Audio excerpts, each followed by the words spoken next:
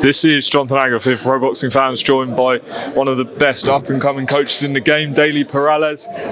Really enjoyed our chat in Dubai last time. You're here for another fight. First of all, just tell me your reflections on Dubai. We spoke a bit afterwards, but had a few months to reflect, and the experience and being across the corner from Floyd Mayweather could have only done you good. Yeah, amazing experience to be involved in such an event like that, and to be up close and personal with the way Floyd Mayweather goes about business, not only in the ring but outside the ring,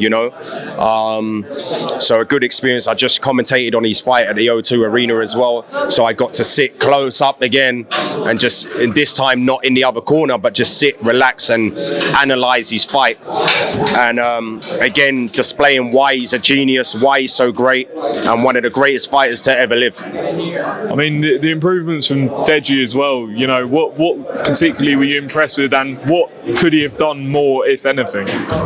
What he could have done more was probably stamp his authority a bit more. That would be the only criticism, but it's not a criticism where I'm like, why didn't you do this, why didn't you do that, and I'm upset. I understand it's Floyd Mayweather, and Floyd Mayweather is the master of manipulation, and in there he knew how to manipulate and get in Deji's head, because Deji's still a novice compared to Floyd Mayweather. So all the antics he was doing, the showing of different looks, dancing around, hands flying everywhere, that can, make you unsettled in there. But other than that, to go 6 rounds, because it was a 6-round fight, he got stopped in the end, but he went to the last round, and he gave Floyd a black eye. People don't do that. So I think, and what it's done for him is more for his mindset, for his confidence, to share the ring with one of the greatest of all time, and that's helping him now in training and for future fights. Obviously, Kenny is back out tomorrow night against Ashley Raksu. He's saying it ends in a couple of seconds. I'm sure you would have been training him for the full distance, though. What can we expect from Kenny in this fight?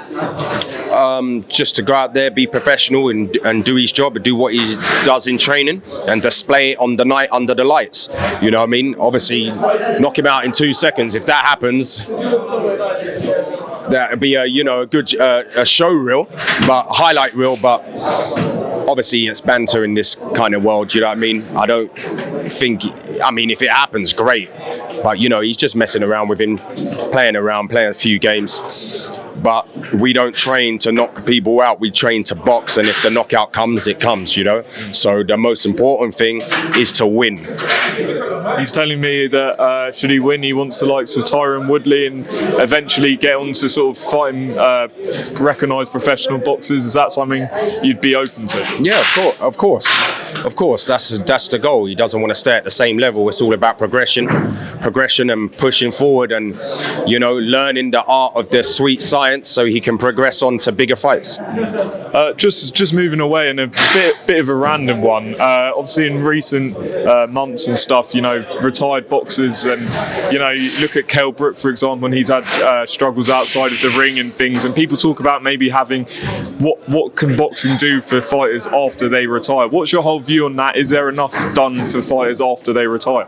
No, there's not enough done, because 9 times out of 10, when a boxer retires, no one cares about them. They only care about them when they're fighting. When I was commentating on Floyd's fights, that's one of the first things I said in the first round. I said, people better enjoy him now, because once he finishes, everyone's going to forget about him. So you got to enjoy him while he's still here. But as in, they need to look after boxers more, as in, setting up things for after boxing. Maybe build a little community for them. Like other sports, they get so much help afterwards.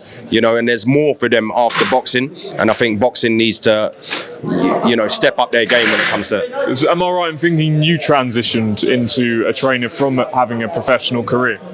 Yeah. So things like that, but not just that. It doesn't have to be training. It could be broadcasting, analysing, commentating. Going around to schools, different communities, and helping people through that way, spreading awareness through the mental health side because mental health and boxing, they go hand in hand, you know, and a lot of boxers suffer from mental health. So that's another thing that they could get more help with, and take boxers more seriously when they've got a problem, because they look at them as like, oh yeah, they're tough, they're boxers, they can handle it. But behind closed doors, there's a lot of boxers that suffer in silence, and they suffer a lot with depression. So that's another area that needs to be fixed.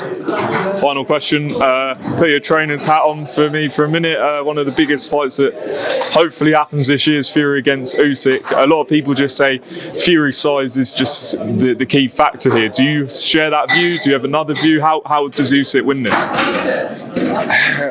Obviously, intelligence. I don't think he'd knock Fury out. If Wilder couldn't do it, I don't think Usyk could do it. All he can do is box him for 12 rounds at the highest level. Like, he's going to have to be on point, because Fury's he's so big, you know, and physically strong. He's not necessarily a one-punch knockout artist. He has become that under Sugar Hill, but he's so physically strong, and he can box him as well. He can box on the back foot, he can box on the front foot, he can stand there and war with you, and then his big frame wearing you down. When he leans on you, he holds on you. He's a very smart fighter. I prefer Usyk as a fighter, you know, as in the way he fights, the intelligence, but I favour Fury. Will just he'd just be too much for him physically. Daley Perales, thanks for talking to Pro Boxing fans. Everyone go follow the Daily Effect on Instagram, and good luck tomorrow night. Thanks a lot, man. Thanks.